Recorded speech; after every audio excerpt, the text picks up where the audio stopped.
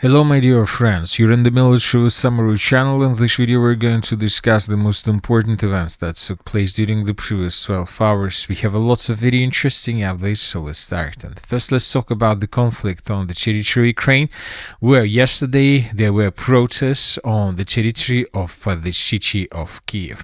And during the previous evening, during the 16th of July, we received lots of videos on this matter, and this is probably one of the most important videos where we can see hundreds of protesters on the territory of the city of Kyiv demanding not to dismiss the Minister of Defense Fedorov.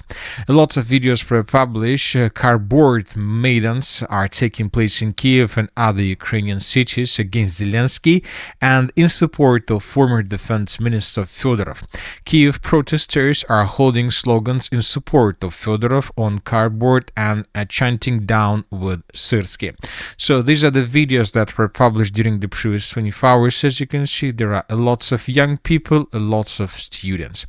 Another important thing is that it seems that the protesters won the battle with Zelensky because Zelensky, according to information we have, changed his position and he decided not to appoint Klymenko as the Minister of Defense of Ukraine, and according to information we have, Ukraine will be without the Minister of Defense, Minister of Foreign Affairs, and head of the SBU for a month, according to members of the Verkhovna Rada, the Parliament of Ukraine. The next session of the Verkhovna Rada is scheduled for August 18th, so just in a month we'll see the Minister of Defense of Ukraine. At the same time, we received the report that Yevgeny Khmara will become acting Minister of Defense of Ukraine, according to Zelensky. Previously, he was acting SBU Minister and head of the Alpha Special Operations Center. Furthermore, we received a report that this man is urgently preparing charges against former Minister Fedorov. So as you can see, the political crisis on the territory of Ukraine is brewing, but we see that Zelensky managed to postpone this crisis for August of 2026. Now let's move further. Another important situation. Once again, let's discuss the situation in the southwestern parts of the Kyiv agglomeration.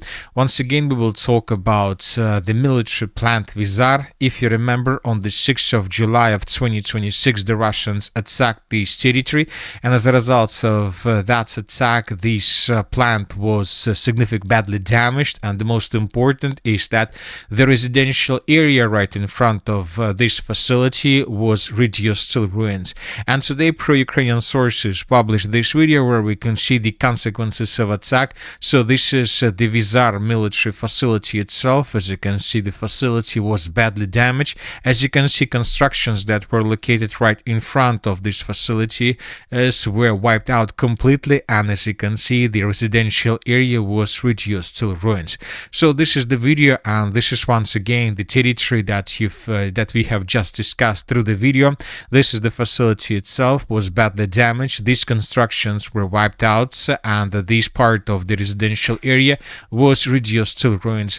Furthermore, this night we received this video where we can see the Russian attack on the 6th of July, but from another angle. And here we can see what exactly was happening in the area of this military facility Vizar. As you can see, here we have a secondary detonation, and here we can see explosions and bullets, probably parts of explosives, hitting and damaging all these cars and vehicles and so on. Another important thing, let's discuss the situation in the Zhytomyr region. We have two important updates. First of all, during the night we received a video that the Russians attacked another gas station in the Zhytomyr region. This video was published this morning, and here we can see the consequences of the Russian attack, and as you can see, a gas station was destroyed. So this is the gas station that was destroyed by Russians, and I would like to remind you that during the 15th of July of 2026, the Russians destroyed a gas station in the northern parts of the settlement. So as you can see, since the beginning of the 15th of July of 2026, the Russians have destroyed two gas stations in the Zhytomyr region through the settlement by the name of Malin. So these are the gas stations that were destroyed, and these are two first gas stations that were destroyed through the northwestern parts of Ukraine along the M07 MO7 road. These are not the gas stations that were destroyed, let's say, in the Chernihiv region or in the Sumy region or in the area of the city of Kharkiv. These are the gas stations that were destroyed through the western parts of Ukraine. So this is a very important situation. And if you remember, just yesterday we discussed this article, and according to this article, the Russians, when they were destroying these two gas stations, were using drones, and the Russians were using communication equipment along the border with the Republic of Belarus. So this is a very important situation, because it seems that the Russians are not planning to stop these attacks. Most likely in coming days, weeks, months, the Russians will continue attacking gas stations through the northwestern parts of Ukraine along MO7 road for many purposes. First of all, and the most important thing, to destroy Ukraine's logistic capabilities between Poland and the city of Kyiv along MO7 road. This is probably one of the most important goals of Russians. And the second thing, the Russians maybe began preparation before possible offensive operation from the territory of the Republic of Belarus in the direction of the city of Kyiv, because obviously if this operation is going to take place ever, first of all the Russians need to prepare this foothold for this operation. Maybe the destruction of this gas station is a part of these major preparations. Anyway, let's wait and see what is going to happen next, but obviously this is a very bad situation for the armed forces of Ukraine. Now let's move further and let's talk about the situation in the Black Sea. The Russians during the previous night once again attacked Odesa region, and this morning the Minister of Defense of Ukraine reported that the Russians used 138 air vehicles to attack the territory of Ukraine, including drones and missiles. And according to information we have, the Russians were mainly attacking the Odesa region. Lots of explosions, lots of attacks were recorded through the night. For example, this is the video that was published by pro-Ukrainian sources during the night between the 16th and the 17th of July of 2026, and here we can see a duel between the Ukraine's air defense and the Russia's missiles. Furthermore, the Russians destroyed something like a parking site or service center in the area of the city of Ilychevsk, and these videos and these pictures were published by pro-Ukrainian sources, and here we can see that probably another service center or some facility or a warehouse was destroyed by Russians. So we are talking about this territory, and from this angle we can see probably hundreds of vehicles. We can see lots of vehicles. Probably these vehicles are old or damaged, but this is something like a place where the Ukrainians store parts or different equipment. But here we have lots of trucks, lots of vehicles. So this territory was attacked by Russians between the 16th and the 17th of July of 2026. Furthermore, the Russians continued attacking the city of Chernomorsk and the Chernomorsk port infrastructure. This video, for example, was published this morning, and here we can see the consequences of the overnight attack. Black smoke over the city of Chernomorsk and its port infrastructure, which means that something important was damaged and destroyed by Russians. Furthermore, the Russians continue attacking tankers and vessels in the area of the Black Sea. This video was also published by Russians, and here we can see how Russians were attacking this vessel in the area offshore the city of Odesa. Furthermore, the Ukrainians also were attacking vessels, commercial vessels and ships through the eastern parts of the Black Sea. And this video was published this morning by pro-Ukrainian sources, and here we can see that on July 17th, between the 16th and the 17th of July, the Ukrainians damaged additional or targeted 12 vessels from Russia's shadow fleet in the Black Sea. So this video was published by pro-Ukrainian sources, and currently, according to pro-Ukrainian sources, the Ukrainians struck around 159 ships over the past 12 days. The Russians are trying to stabilize the situation, but as for the eastern parts of the Black Sea, the problem is not just about drones drones that attack Russia's fleet. The most important problem is Navy drones of the armed forces of Ukraine that are moving in this area as well, blocking the Russian commercial vessels and not allowing them to move faster and in the direction of the Turkey waters. And in this video we can see how the Russians are trying to stabilize the situation. Here we can see how Russians using drones were attacking Navy drones of the armed forces of Ukraine. So as you can see, there is a real battle between through the Black Sea, and it seems, as we discussed during the previous videos, most likely in coming 2-3 months we won't see any vessels in the city, neither the Russia's vessels nor the Ukrainian vessels.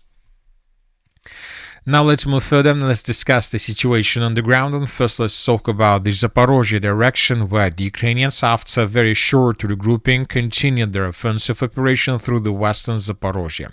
And according to information we have, the Ukrainians managed to take under complete control the territories to the southwest of the city of Stepnohorsk, and these are the changes on the ground. This is the end of the 17th of July, and this is the beginning of the 17th of July of 2026, and we have this video where we can see how Russians were attacking positions of the armed forces of Ukraine to the south of these intersections of roads. So as you can see, lots of artillery strikes were carried out by Russians.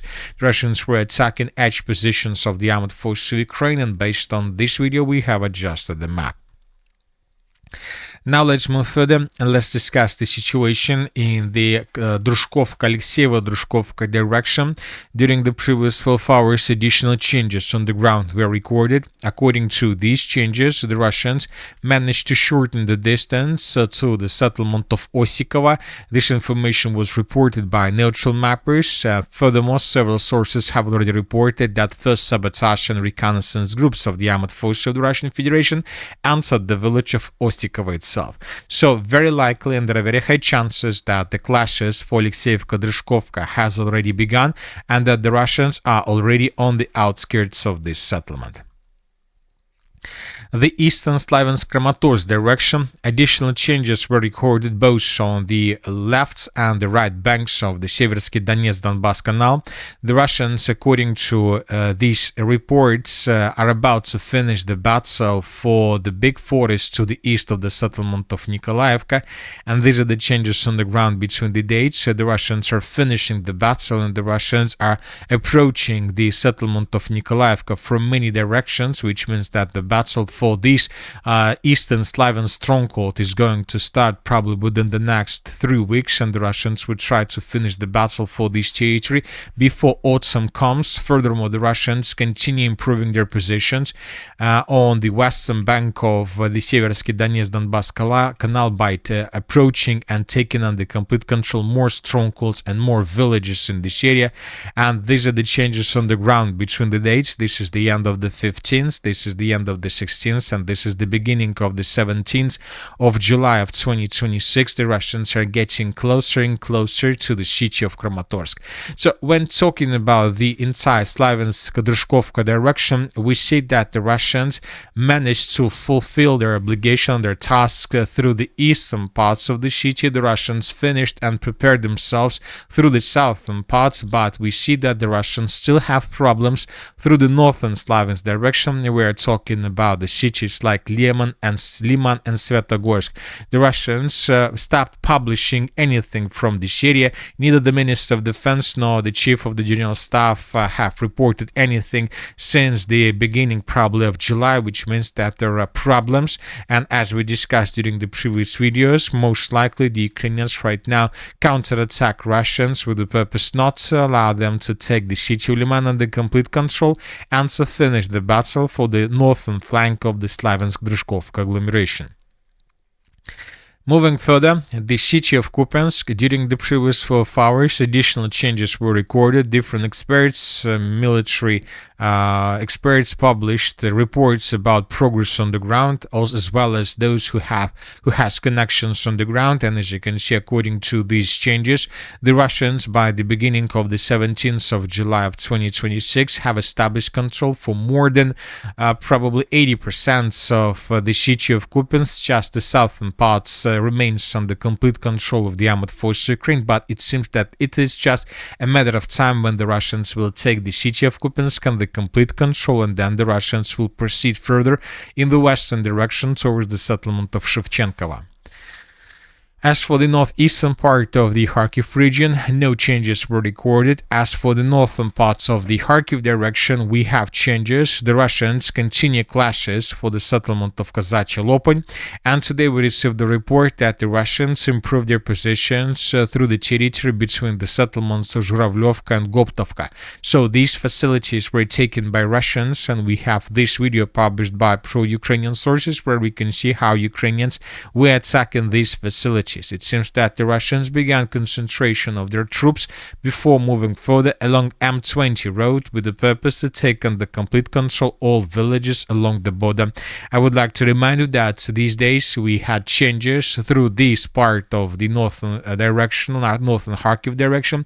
It seems that the Russians are planning to probably maintain the line between the city of Kozacha Lopan through the villages of Kyiv, Goptovka, Lisovka, Vysokaya Roga towards the settlement of Gluboka. So these territories, most likely the Russians are planning to take under complete control during the next stage of the Kharkiv offensive operation. As for the Sumy direction, this morning we received a video how Russians once again attacked a gas station through the northwestern parts of the city. This gas station was attacked by Russians for a second time in a row. Probably during the first attack the Russians didn't destroy the gas station, but today the Russians attacked once again. So as we can see, there is a very big activities between Russians and Ukrainians through the entire territory, Ukraine, the Black Sea, but we don't see changes on the ground, and this is a very important situation. Either the Russians decided not to publish updates despite the fact that there are updates on the ground with the purpose to create secure situation for soldiers, or from the other side, both the Russians and the Ukrainians came to the conclusion that the victory will be obtained by parties not on the ground but with used missiles, drones and probably aircraft already dominating in the airspace of Ukraine. And that's it for the short video. The Military with Summary channel reminds to condemn any violence in the world. Thank you for your watching. Subscribe to my channel, put your likes to my Patreon, and have a good day.